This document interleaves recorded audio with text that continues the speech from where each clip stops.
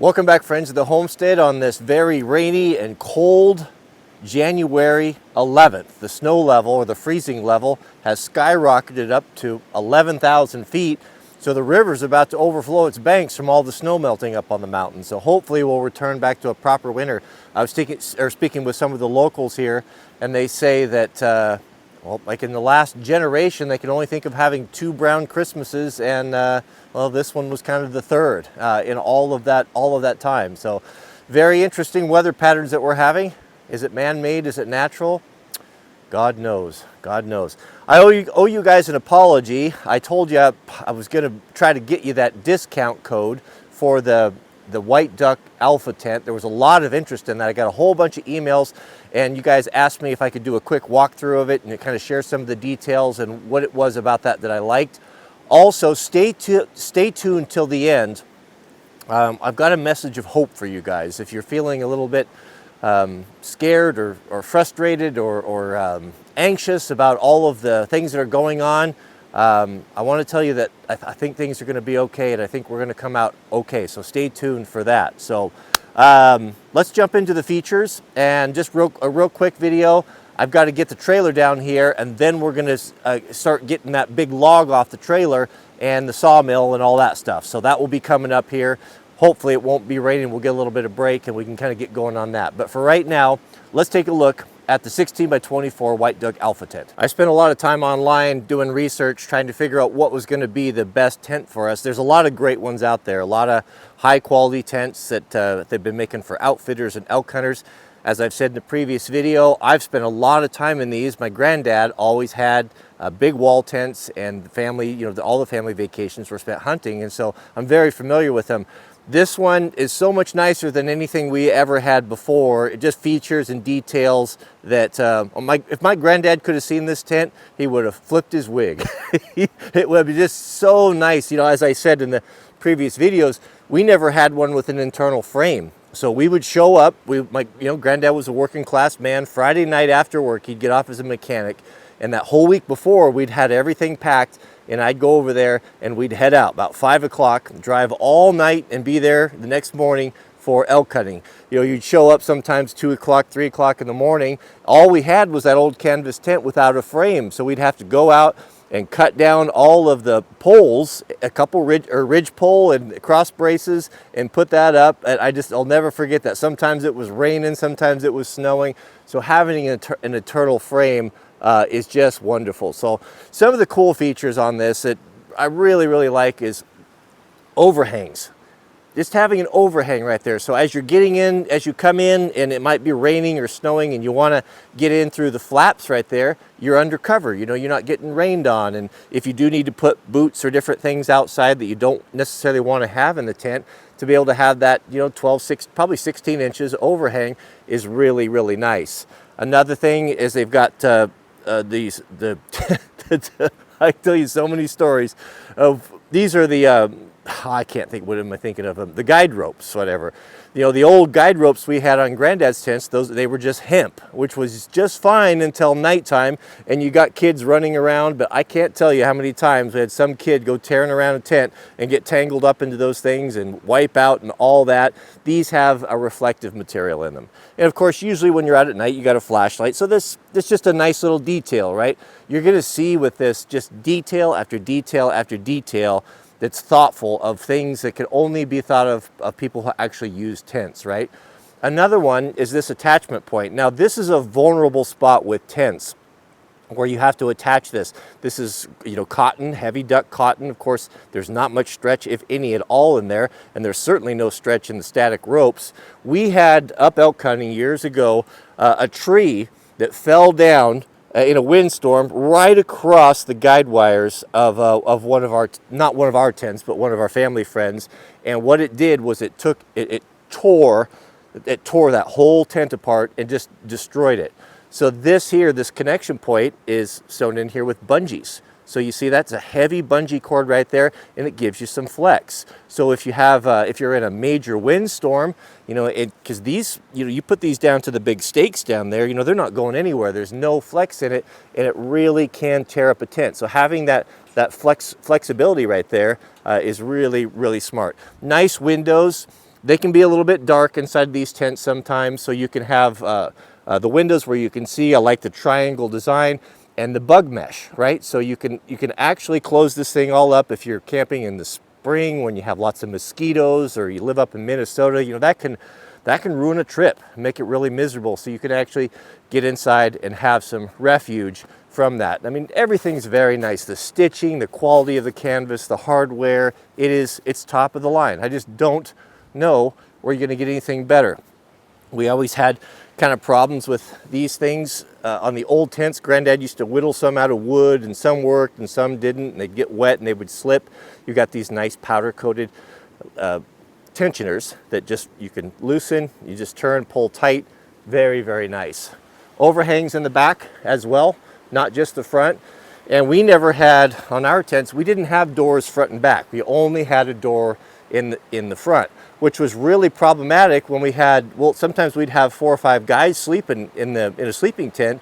And if you were in the back and you had to get up in the middle of the night and use the restroom, you had to go and walk over everyone and bother everyone. So having the 2 doors is very, very nice. I really enjoy that part of it. You've got an excellent storm flap right here that overlaps rather than just comes up. So a lot of those, I think the one that we had just had ties on it.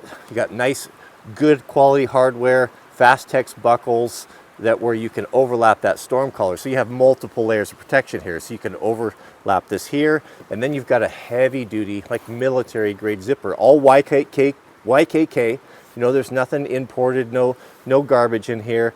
You can just see from the stitching, the bar tacking, just of the best quality, and a bug screen. You know, that was something we didn't have either. So you've got a double zipper there if you want to have that, or just have a little bit of privacy, or just, you know, keep the bugs out. That is very, very nice. So let's go inside. I'll get you some light here if I can figure out how to run my camera. Okay, we've got all our chairs in here. We've been coming down here and enjoying the tent with a little wood stove and just hanging out. It's just kind of a fun experience. So on the inside, I'll show you the frame. The frame is very, very nice. So it's all aluminum, and as you probably saw when we assembled it, I was a little bit concerned that I was going to have a hard time figuring out where all these posts went, but they're all joined together with those bungee cords. So it's putting it together is really actually simple. It took Jack and I about an hour to put this together the first time. Now that we know the system and how to do it, I think if we took it out from the time we threw the bags on the ground to having it up and ready, I think we could do it, the 2 of us, in 30 minutes, maybe even less with a little bit of practice. But you can see very nice frame, and this is key. We just never had anything like that. It's all galvanized, it's gusseted. These are all steel, and then the cross pieces are aluminum, which is nice because it's not so heavy. I had a friend who built a frame, or family member, built a frame for their old canvas wall tent back in the hunting days, and they made it out of water pipe, and it was heavy. It was really heavy. So having the aluminum is really nice. Good feet down there, so you can, it's not going to sink into the ground, and just an excellent, excellent tent. Very nice. The cable ties are clever. I didn't really think about that, or I wouldn't have thought of that when making a frame, but that gives it a lot of strength. You basically have a truss there that's going to keep this from spreading, because that's what's going to happen if you get a load on this tent.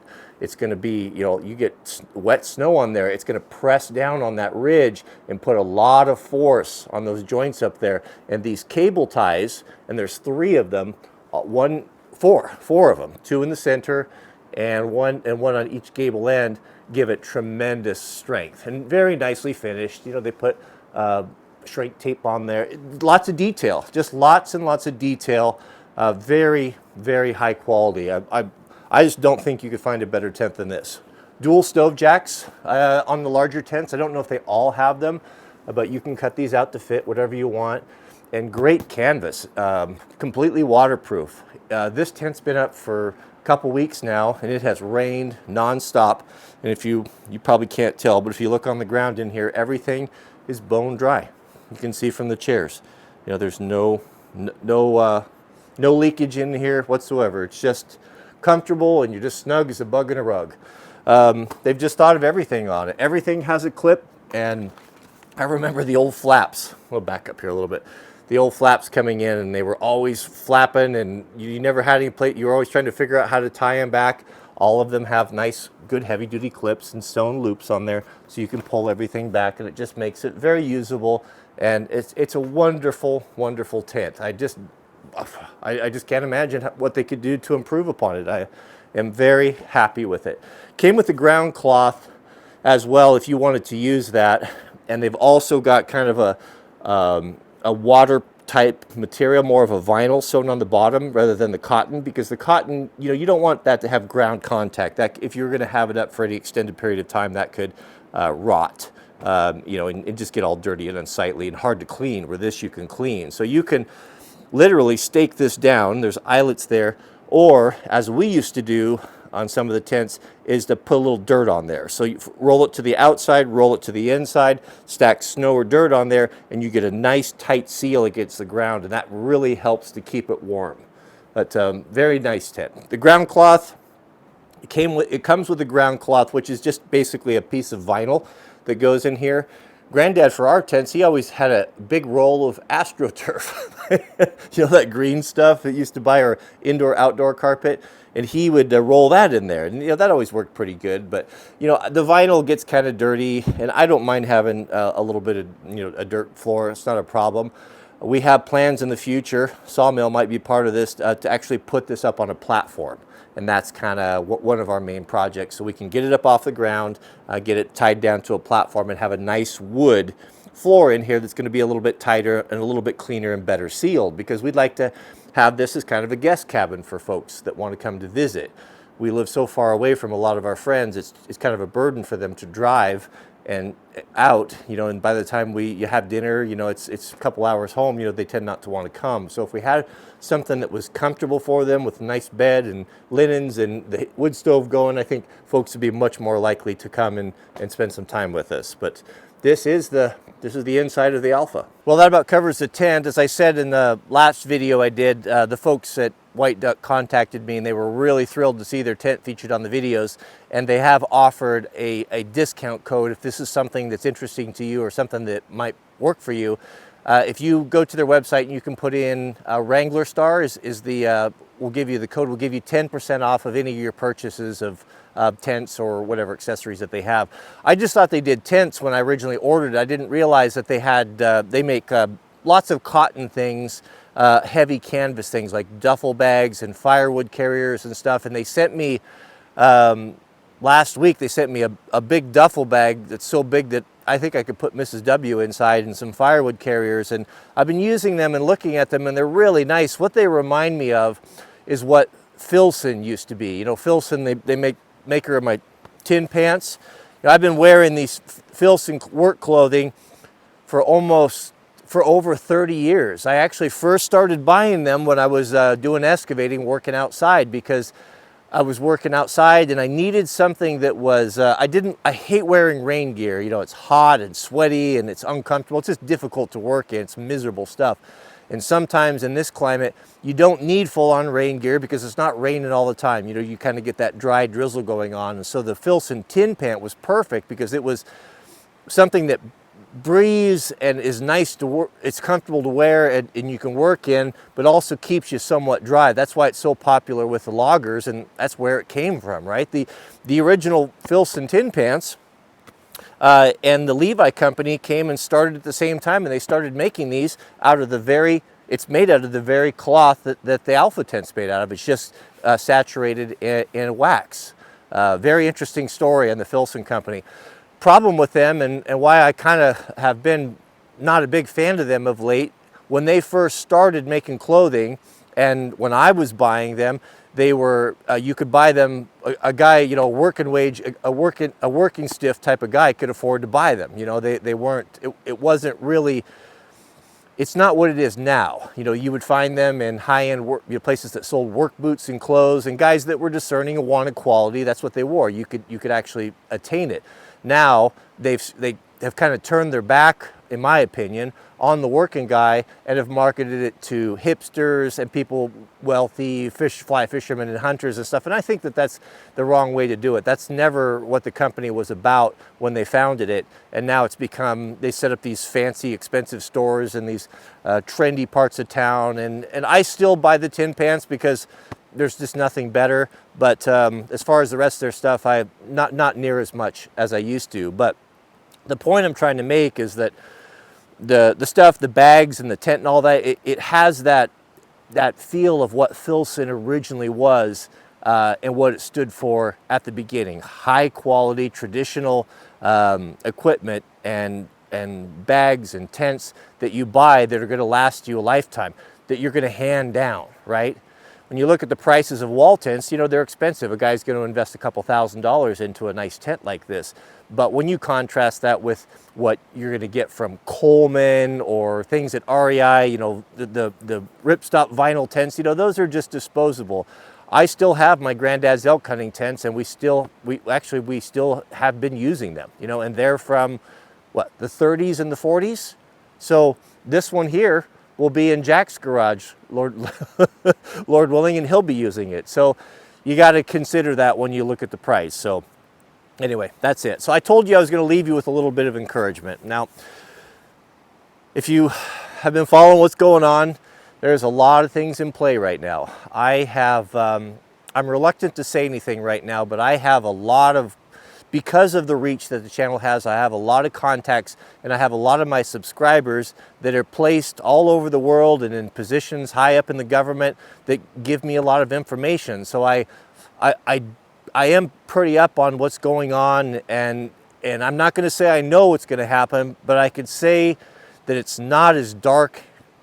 I don't think it's as dark as you may think it is. If I could give you a little bit of advice, don't watch any mainstream media. I don't care, Fox, CNN, MSNBC, turn it off. Don't have anything to do with it, because the level of propaganda that's going on right now is absolutely off the chart. When you hear this and when you see this, you have to ask yourself, why? If someone is confident in their position, if someone is confident that they understand or know the outcome, they don't go to these lengths to spread disinformation. That's what I'm going to say about that. But I would advise you this week, today, if possible, have a week, 10 days of food. Have, if you've got a generator and you've got, make sure you've got some gasoline stocked up. If you don't have a generator, get it. Have whatever it's going to take to keep those freezers going and that sort of thing. Make sure you have some extra propane. Maybe throw on an extra propane bottle. If you do lose power and you don't have generators, remember that if you have a gas grill, or even if you just go to Walmart and buy yourself a small grill, a couple big 5-6 gallon propane tanks, you can cook on that. You can do lots of things on that. I'm not saying it's the end of the world, but I'm just saying just get your affairs in order, get your house in order, and be vigilant and watch, because I think a lot of things are going to be in play the next 9 or 10 days, and I think what's going to come out on the other side is going to surprise a lot of folks. So we went to church yesterday, and there was one of my friends was had been asked to get up and to read a little bit. He read something that was it was so apropos for this environment, and it really meant a lot to me, and I was hoping to share that with you real quick. So let me look it up here, and then we'll close with this. What my friend read was from the book of Psalms, and it was from the 112th, and it really gave me comfort and encouragement, and I think there's a lot of you that are going to feel the same way. And it's not long, but I'll just read it to you real quickly here. Praise ye the Lord. Blessed is the man that feareth the Lord, that delighteth greatly in his commandments. His seed shall be mighty upon the earth. The generation of the upright shall be blessed. Wealth and riches shall be in his house, and his righteousness endureth forever. Unto the upright there ariseth light in the darkness. He is gracious and full of compassion and righteousness. A good man showeth favor, and lendeth his will, guide his affairs with discretion. Surely he shall not be moved forever. The righteous shall be an everlasting remembrance. Here's the good part. He shall not be afraid of evil tidings. His heart is fixed, trusting in the Lord. His heart is established. He shall not be afraid until he sees his desire upon his enemies. He hath dispersed, he hath given to the poor, his righteousness endureth forever. His horn shall be exalted with honor. The wicked shall see it and be grieved. He shall gnash with his teeth and melt away. The desires of the wicked shall perish. Now remember, it's always darkest before the dawn. And remember that God sees all things, and there is a book of records being kept. And those deeds that are done in the light and in God's will are written down, and those that are done in the darkness and in secret are written down as well. No man will escape the judgment. So it may seem, you may feel like there is no justice. You may feel like things are unfair and people are being abused and not treated well. And that's true, but God will judge these folks, and God will remember everyone's acts. And these people that are doing these things, and these people that would destroy our country and abuse us, are going to give an account someday. And I'll tell you what, there's a lot of men and women in Congress and the House and Senate that are not sleeping right now very well because of a guilty conscience, and they will give an account for this. So it's not our job to, maybe, but typically it's not our job to punish the wicked. That's God's job. Our job is to be faithful in Him, to know that He's in charge, to know that all of this is done because He wills it to be done, and all these folks will give an account someday. And the righteous man's reward is that he gets to sleep the sleep of the just, and to go to sleep with a clear conscience and a clear mind, knowing that God is in charge and won't allow Himself to be mocked. So be vigilant, get your house in order, do what you can where you're at, keep God first, pray for us, pray for your families, pray for your country, and get ready for an exciting week. So that's it. Thanks for watching. May God bless you and your families. We'll see you on the next video.